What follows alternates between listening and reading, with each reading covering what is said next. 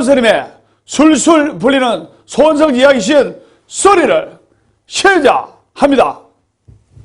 네, 저번 시간에 이어 지게바라밀, 지게란 과연 무엇인가를 주제로 또 1시간 동안 뜨거운 열정으로 법문을 하도록 하겠습니다. 지게바라밀, 지게의 힘은 말과 행동을 절제하고 보살로서 절제할 줄 알게 되는 수행이라는 뜻입니다. 그래서 이를 불교에서는 저번에 언급했다시피 아름다운 구속, 성스러운 구속이라고 말하는데요. 근데 여기서 구속이라는 말은 자칫 부정적으로 들릴 수가 있어요. 그래서 여기서 구속이란 말은 속세에서 죄를 지은 사람에게 속박을 가하는 말과 같다는 뜻으로 해석하면 안 됩니다. 그래서 다르게 말씀드리면, 즉 여기서 말하는 아름다운 구속, 성스러운 구속이란 것은 부처님 법에서는 언행을 삼가하고 말과 행동을 조심하고 인욕과 절제를 한다는 뜻입니다.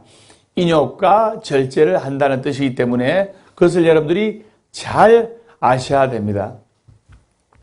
아무리 험한 밀림이라도 울타리를 쫙 쳐놓으면 온갖 위험과 또는 독사와 뱀으로부터 또는 맹수로부터 우리를 지키고 나를 보호할 수가 있듯이 개를 잘 받아서 실천하고 지니게 된다면 요즘과 같이 복잡하고 험악하고 무섭고 시끄럽고 질투하고 탐내고 성내고 어리석은 탓에 지은 모든 죄업을 짓는 이 세상에서 우리를 지켜줄 수가 있다 이 말입니다. 그것이 바로 무슨 바람이다? 바로 지게바람이다. 그런데 나를 구속해서 부처님 법을 지킨다는 것은 사실 쉬운 게 아닙니다. 그래서 여기서 지게바람이라서 하지 마라 이렇게 강조하는 것은 결국에는 하지 마라는 것을 강조하는 게 아닙니다. 살생하지 마라. 강조하죠. 사실은 이것은 살생하지 마라. 이것은 소극적인 제스처고 바로 방생해라. 죽어가는 미물을 살려주라. 또 도둑질하지 마라. 이것도 소극적인 행위입니다. 그러나 이 참뜻은 도둑질을 하지 말고 몸과 마음이 어려운 사람들에게 베풀어라 이 뜻이에요. 그래서 계율 수행도 경전의 글자에 얽매여 가지고 근본 뜻을 잃는다면 바른 수행이라고 할 수가 없듯이 이유는 계율 수행에서 지범계차라고 하는 지범계차, 그래서 이 지범계차라고 하는 불교 특유의 실천법이 나오는 것입니다. 이게 무슨 말이냐? 문자에 얽매이지 말고 개의 정신을 바로 세우고 자유롭게 살되 이러한 원칙을 분명히 원칙도 없이 자의적으로 해석하는 사람이 있어요. 자의적으로 해석하게 되면 바로 방종에 빠지거나 타성의 경계에 젖어 들어가는 거예요. 그래서 이 분명한 원칙을 깨달음의 마음, 깨달음을 향한 마음, 이미 깨달은 마음으로 널리 중생을 교화하려는 보리심, 즉 상구보리 하와 중생의 깊은 뜻이 있는 거예요. 자, 여러분들 쉽게 간단하게 예를 들자면 의사가 어떤 암 환자, 사망 선고를 받은 암 환자, 이 암 환자는 온몸에 암이 다 퍼졌기 때문에 한 달을 못 넘긴다는 사망 선고를 받았어요. 그런데 의사가 이 환자를 위해서, 환자에게 용기와 희망을 주기 위해서, 고통을 덜어주기 위해서 환자분, 당신의 병은 많이 지금 좋아지고 있으니까 희망을 가지시면 좋은 결과가 있을 겁니다. 이렇게 거짓말을 했을 적에 과연 그 의사가 그 환자에게 거짓말을 한 것으로 봐야 됩니까? 거짓말이 아니라고 판단해야 됩니까? 여기에서 이 환자에게 고통을 덜어주고 용기와 희망을 주고 치유의 힘을 조금이라도 길러주려고 말기암 환자한테 당신의 병은 많이 좋아졌습니다. 이제 힘을 내시고 희망과 용기를 가집시오. 이렇게 이야기한 것은 결국 거짓말이 아니에요.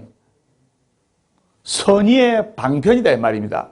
그래서 상황에 따라서 착함을 위하고 중생을 위하는 선의의 방편은 오히려 큰 개를 지키기 위해서 작은 개를 파는 것은 부처님께서도 용납을 하신 거예요. 또 예를 들면 시냇물 지나서 강가가 나오는데 그 강가에서 빨래하던 빨래하던 처자가 이제 빨래를 하다가 빨랫감이 모르고 강물에 동동동 떠내려가게 됐어요. 그래서 우리 시아버지 빨랫감인데 이거 빨아가지고 깨끗하게 들고 못 가면 시어머니한테 큰일 난다 싶어서 그 빨랫감을 던지러 물에 들어갔다가 물에 빠졌어요. 물에 빠져가지고 죽게 됐어요. 그런데 그 광경을 보던 젊은 스님이 그 젊은 처자를 살리기 위해서 물에서 건져내가지고 숨이 깔딱깔딱 넘어가는 그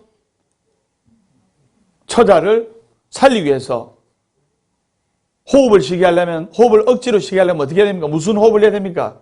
인공호흡. 근데 스님은 여자를 가까이 하면 안 되지 않습니까? 근데 이게 과연 개를 파한 것인가? 스님이 그 처자를 살리기 위해서 인공호흡을 한 것이 개를 파한 것인가? 즉 소중한 생명을 살리기 위해서 작은 개는 선의적으로 이렇게 면할 수 있다. 이것을 아셔야 됩니다. 그래서 자기만을 위해서 개를 여기는 거짓말과 망언을 하는 것을 우리는 파괴 또는 방종이라고 할 수 있어요. 그래서 이 방종과 파괴와 선의의 방편은 구별할 수가 있는 거예요. 또 우리가 구별을 해야만 하고, 그렇기 때문에 우리가 육바라밀 또 십바라밀에 이 바라밀을 잘 새겨서 보시, 지계, 인욕, 정진, 선정, 지혜. 그래서 이 바라밀을 행해서 고통의 이 바다에서 행복의 저 바다로 건너가는 참된 지혜의 불자가 되어서 궁극에는 안욕따라 삼맥 삼보리를 얻어야 되겠습니다. 완전히 술술 풀립니다. 네. 그러면 지금부터 제가 재미난 이야기 한 가지 해드리겠습니다.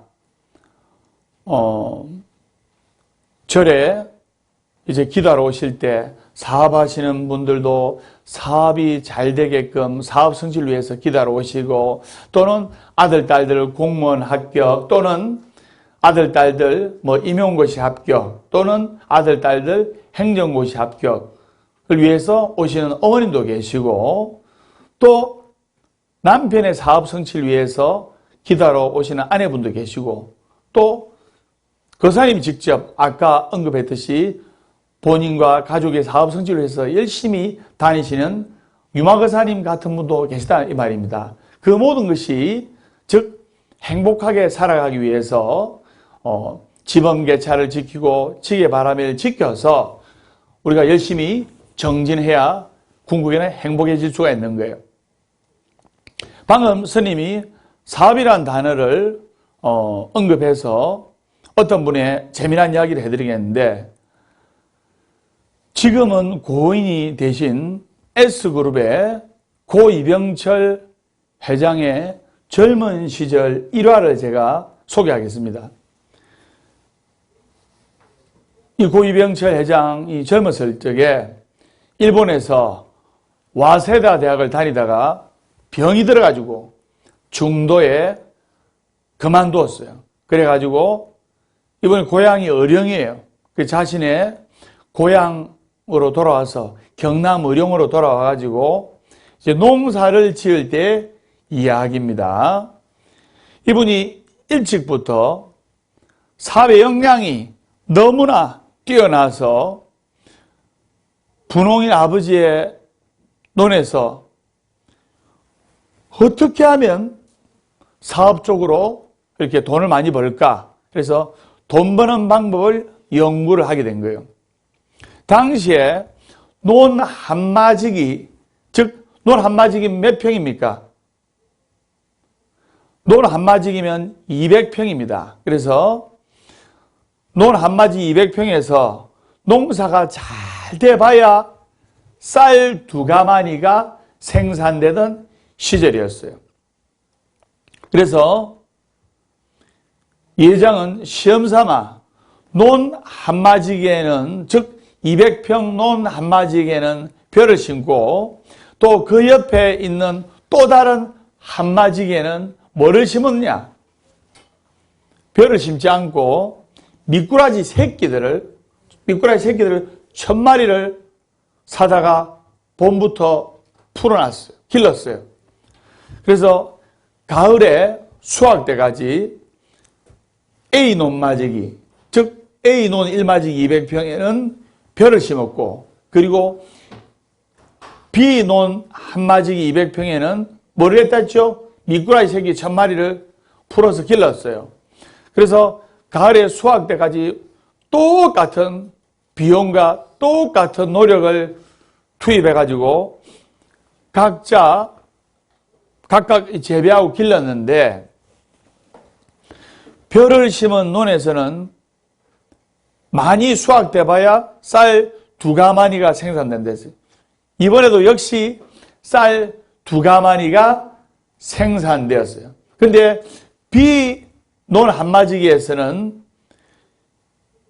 즉 미꾸라지를 기른 논에서는 그 미꾸라지, 새끼 미꾸라지 1000마리가 커서, 또 새끼도 치고 해가지고 그 새끼 미꾸라지가 커가지고 미꾸라지가 다 커서 커다란 미꾸라지 2000마리를 수확했어요. 그래서 커다란 2000마리를 수확해가지고 시장에다 팔았더니 쌀 4가마니 값을 받았어요. 그래서 그 이듬해에 또 시험 양식을 한 거예요. 한쪽 논 200평에는 역시 어린 미꾸라지 1000마리를 작년과 같이 길렀고, 그러면 쌀 4가마니 값을 벌 수가 있겠죠. 잘 들으셔야 됩니다. 그리고 다른 논 200평에는 어떻게 하냐면 이번엔 좀 깨를 냈어요.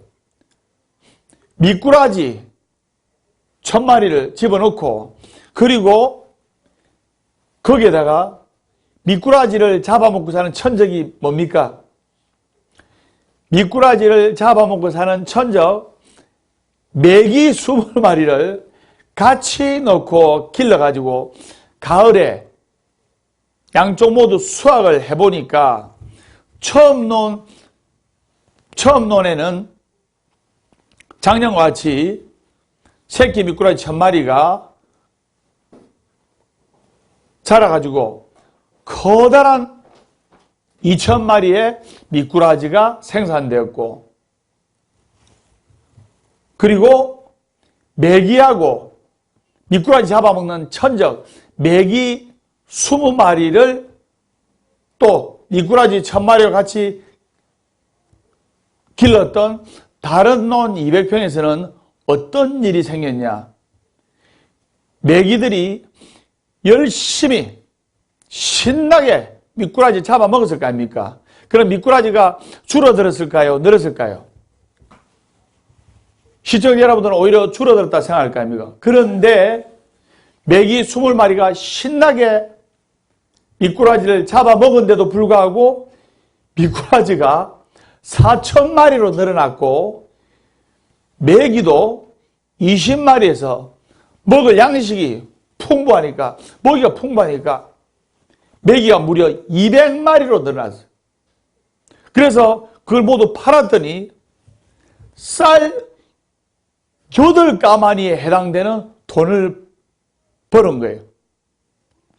신기하죠? 미꾸라지를 잡아먹는 메기를 집어넣는데 오히려 미꾸라지 수가 줄지가 않고 미꾸라지가 더 늘었고 미꾸라지가 4,000마리로 늘어난 거예요. 왜 그럴까?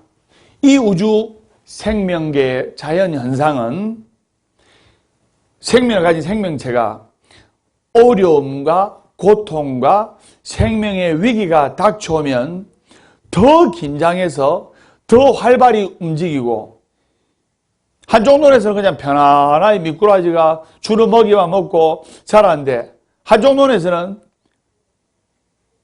24시간 메기의 위협으로부터 미꾸라지가 생명이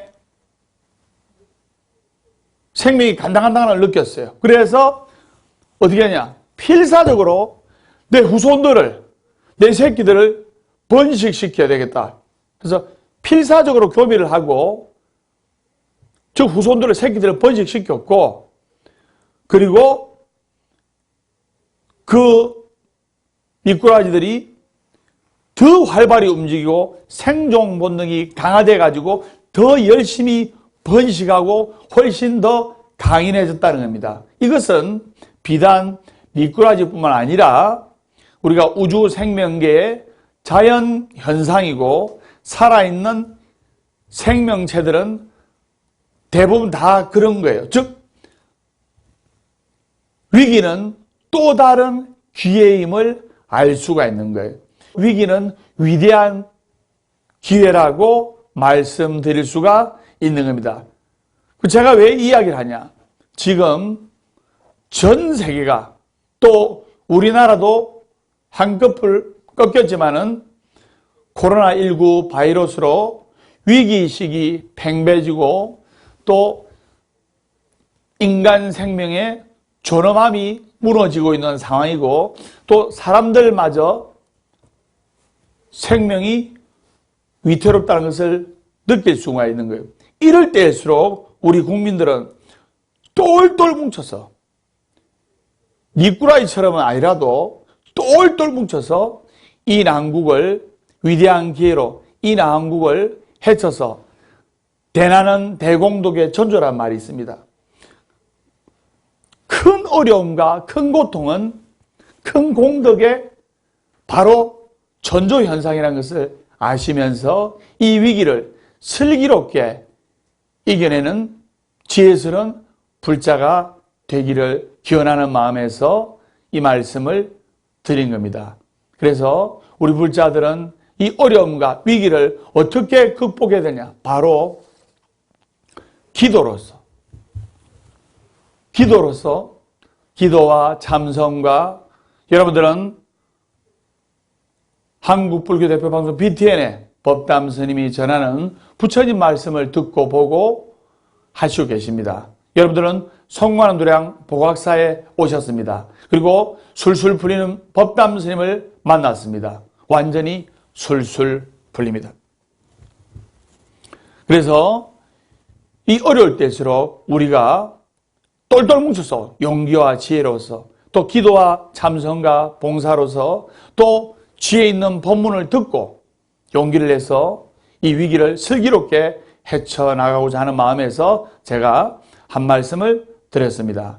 그래서 우리가 지게바라미를 듣고 보고 수지독송하면서 또 지니면서 상황을 어떻게 받아들이냐? 모든 것을 긍정적으로 밝게 받아들이는 것이 좋습니다. 어차피 인생은 극히 주관적인 거예요. 그리고 또 실제 이야기입니다.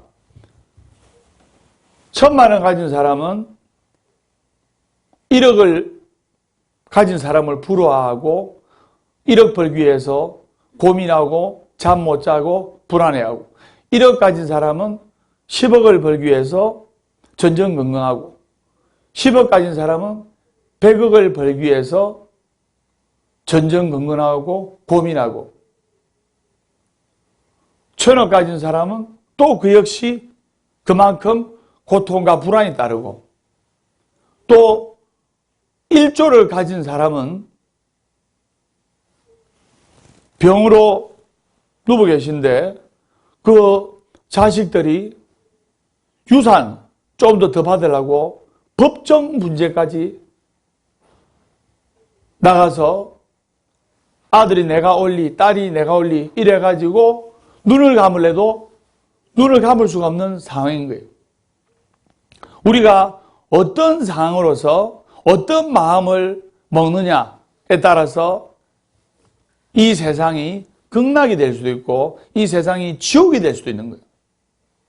여러분들이 상황의 노예가 되면 안 됩니다. 이 상황을 긍정적으로 밝게 아름답게 받아들여서 상황의 주인공이 되어야 되는 겁니다. 모든 것이 마음먹기 달려있는 거예요. 자, 그러면 거기에 관한 또 재미난 이야기를 한 가지 더 할까 합니다. 옛날에, 아주 옛날에 한 70대 노스님하고 20대 되는 상자 스님하고 피 끓는 나이, 돌만 먹어도 소화될 나이 20대의 상자 스님과 같이 옛날에는 차제글식이라 해서 신도님이나 불자님 집에 이렇게 방문해가지고 연불과 축원을 간단하게 해드리고 시주를 받았어요. 40년 전만 해도 길을 지나가면 스님들한테 서로 쌀을 넣어주고 했어요. 그래서 그 옛날에 70대 노스님과 20대 상자 스님이 이제 쌀을 시주를 청하러 마을에 내려갔는데 새벽부터 내려갑니다. 첩첩산중절에서 십리길을 걸어가지고 그 십리길을 걸어가지고 마을로 오는 것만 해도 젊은 상자는 투덜투덜하면서 아직 수행이 부족하니까 투덜투덜하면서 새벽부터 따라오는데 그래가지고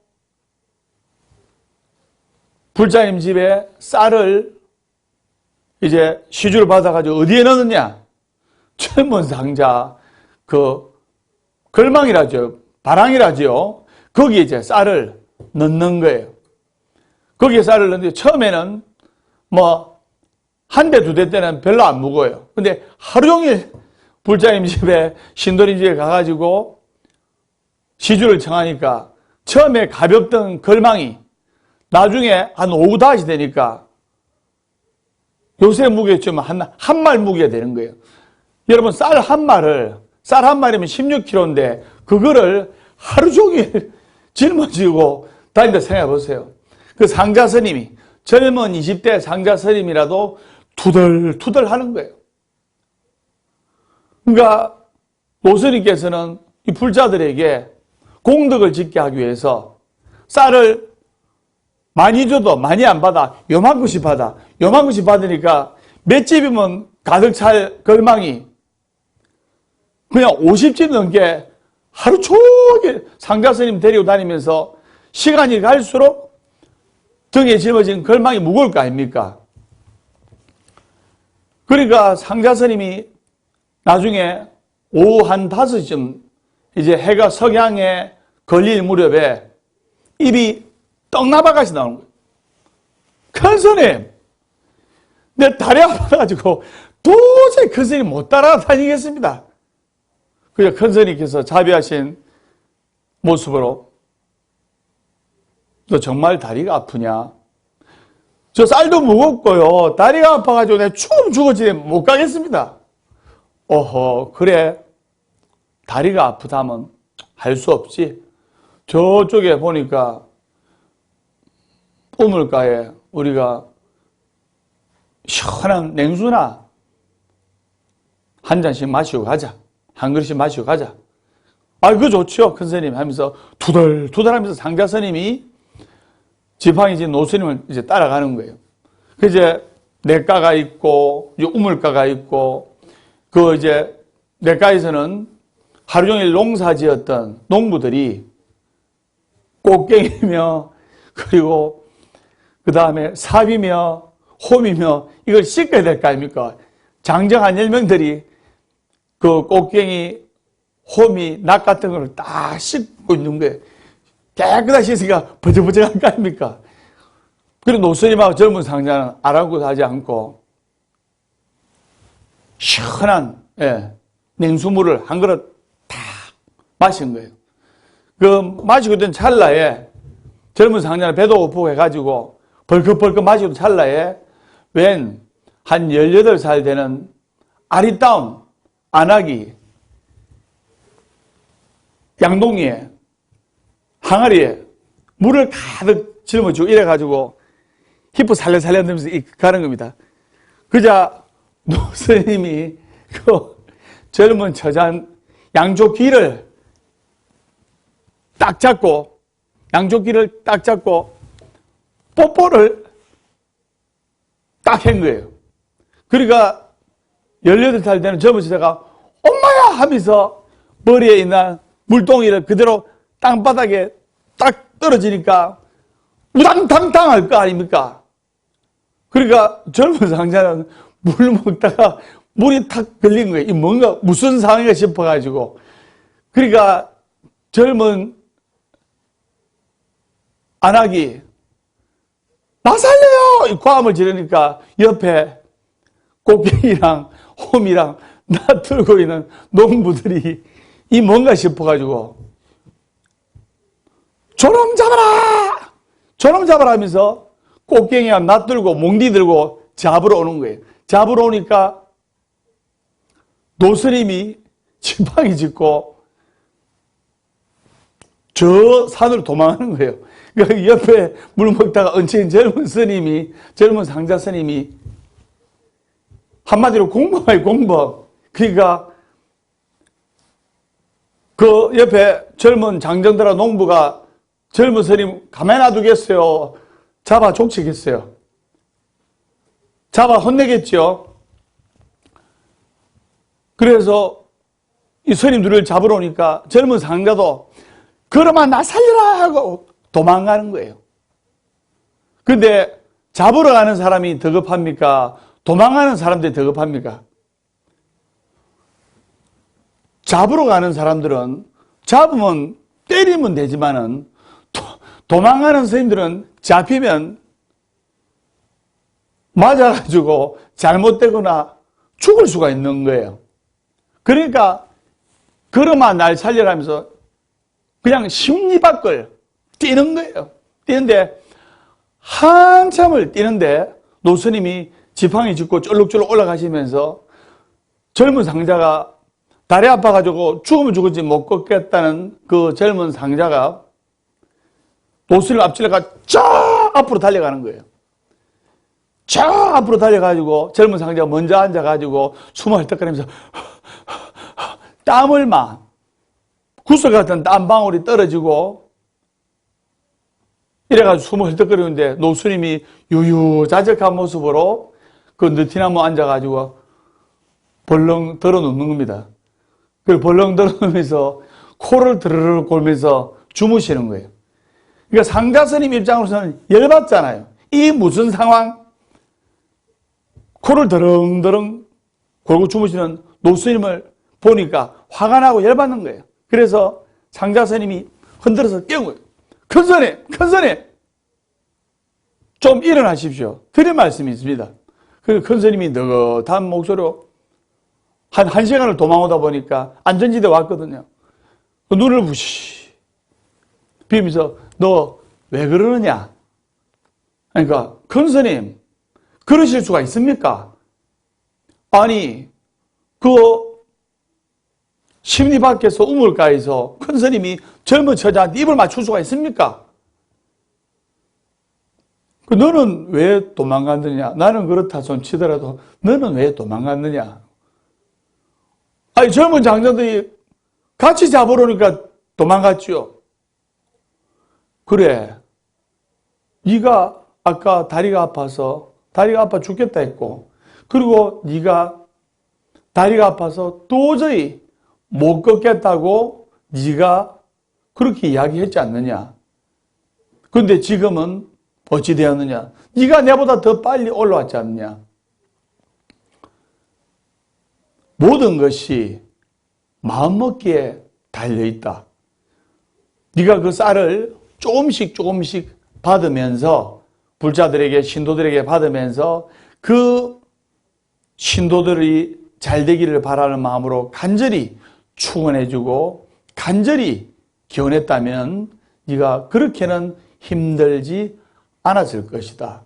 그냥 네가 내가 가자니까 안 따라가면 꾸지람 들을 것 같고 마지못해 따라와서 이렇게 마지못해 하루 종일 매를 따라다녀서 힘들게 생각했지 않냐.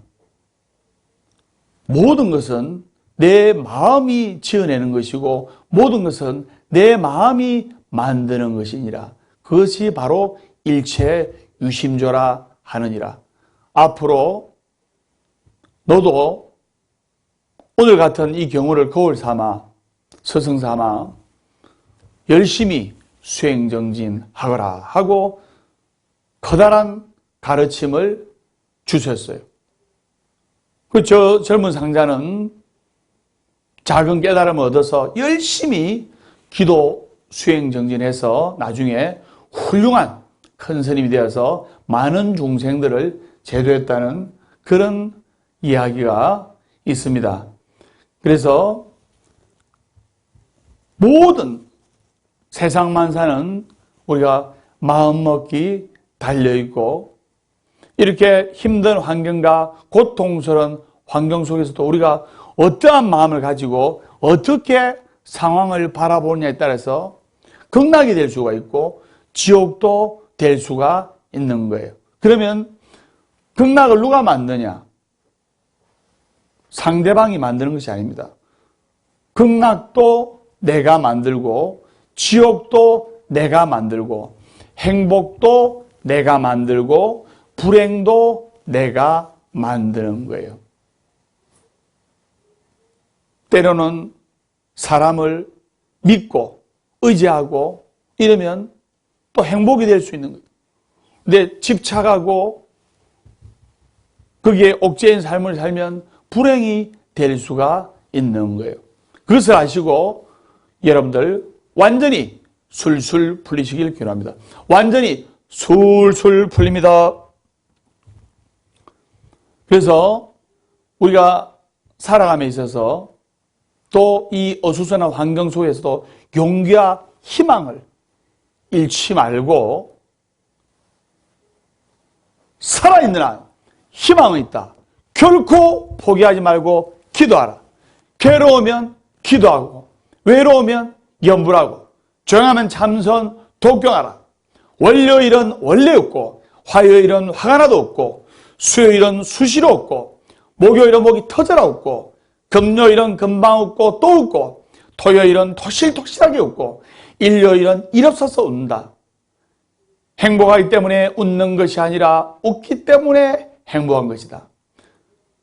어제는 바꿀 수 없지만 우리는 오늘은 만들어 나가는 것이다. 절대로 할 수 없는 것을 절대로 되도록 한다. 이것이 법이다. 완전히 술술 풀립니다. 네.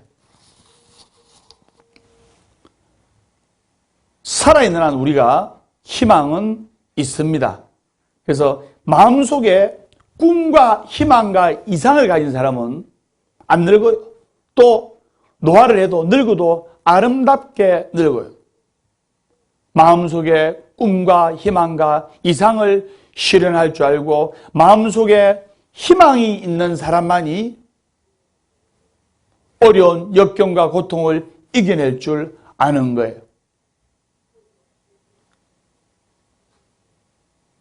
요즘 이 힘든 시대에도 결혼하는 또 부부가 있고, 요즘은 자제분들이 한 명 아니면 두 명입니다.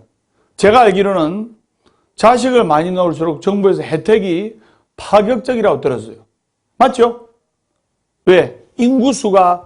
노인 인구가 갈수록 많아지고, 법담 선생님 어릴 때만 해도 한 반에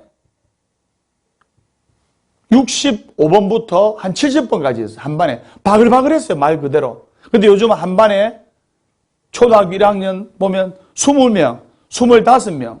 그 정도로 우리 젊은 인구가 줄어든 거예요. 그래서 대부분 자식이 한 명 아니면 두 명입니다. 그러니까 고부 간의 갈등도 더 심한 거예요. 자식이 여럿 있어가지고 아들 유경재가 아들 6명 있는 자식들이 다 결혼했다. 그러면 며느리를 괴롭힌 것도 좀 더 할 건데 확률이 6분의 1일 건데 자식이 한 명 아니면 두 명이니까, 그래서 시어머니가 며느리한테 이제 고부간의 갈등 중에서 시어머니가 며느리한테는 거짓말이 5가지. 뭐냐? 이제 아들하고 며느리하고 시부모님 집에 기거를 한다든지 이제 묵게 되었을 때 시어머니가 며느리에게 하는 거짓말, 오이. 시어머니가 며느리에게 하는 거짓말, 오이. 며느리한테 좀 더 자거라. 아가, 좀 더 자거라. 아침밥은 내가 할 테니까 좀 더 자거라. 며느리가 잠이 옵니까? 잠이 안 옵니다. 사위. 며느리가 너무 힘들어가지고 어머니 너무 힘들어요. 이럴 때 시어머니가 하는 말이, 아가, 내가 며느리 때는 그보다 더한 것도 했단다. 3위. 아이고, 내가 얼른 죽어야지. 그리고 2위. 시어머니가 생일이 되었어요. 그러니까 며느리가 걱정이 돼가지고, 어머님, 내일 모레 생신인데 제가 생일상 차려드려야 되는데요. 아가, 생일상은 뭘 그냥 대충 먹자구나. 이래가지고 생일상 안 차려주면 또 가해보는 거예요. 1위. 시어머니가 며느리한테 하는 거짓말. 시어머니가 며느리한테 뭐냐면, 아가, 나는 너를 친딸처럼 생각한단다. 시어머니가 며느리를 친딸처럼 생각하지만 며느리는 가시방석이에요. 그래서 여러분 용기가 힘이 나지요. 술술 풀리는 법담선생님 기도하면 술술 풀리게 돼 있는 겁니다. 이 황량하고 삭막한 세상에 웃음과 희망과 용기를 잃지 않을 때 더 좋은 일이 생기는 거예요. 완전히 술술 풀립니다. 네. 본론으로 돌아와서 지게바람일. 다른 사람이 내게 주는 작은 불편함을 우리가 성내고 또 악한 말과 악한 마음을 가진 것을 반성을 해야 돼요. 우리가 반성을 하고 나도 모르게 신구의 삼업으로 지은 죄로 말미암아 상대방에게 고통과 아픔을 주지는 않았는지 우리가 돌아보고 돌아봐야 돼요. 그래서 이러한 10가지 죄업으로부터 우리가 보리심을 지켜낼 수 있게끔 해야 됩니다. 매사에 우리가 감사하는 마음을 가지면서 감사하는 마음을 가지면 감사하는 상황이 발생하고 감사하는 마음을 가지면 감사하는 인생의 주인공이 되는 거예요. 불평불만하는 마음을 가지면 불평불만하는 상황이 발생하고 불평불만하는 마음을 가지면 불평불만한 인생의 주인공이 되는 거예요. 그래서 여러분들이 감사와 불평불만 중에서 뭐를 택할 것인지 지게바라미를 가슴에 새기면서 아름다운 구속, 성스러운 구속, 이 지게바라미를 가슴에 새기고 수행정진하면서 이러할 때일수록 열심히 우리가 기도하고 정진하고 절하고 또 사경하고 가슴이 답답할 때는 용기와 희망을 가지시고 또 이럴 때 우리가 BTM 부처님께 ARS 한번 눌러주시고 이래서 우리가 다 같이 더불어 불국토로 갈 수 있는 대승불교적인 삶을 살아야 되겠습니다. 오늘 여러분들께 6바라밀, 10바라밀 중에 지게바라밀, 제목 지게란 과연 무엇인가를 되짚어 보았고, 이 지게바라밀을 발판으로 여러분들이 행복의 세계로 갈 수 있는 밑거름, 행복의 세계로 갈 수 있는 초석을 다지면서 보아서법 담스님의 술술 풀리는 소원성지 이야기 시연설이 다음 시간에 밝고 건강한 모습으로 뵙도록 하겠습니다. 완전히 술술 풀립니다.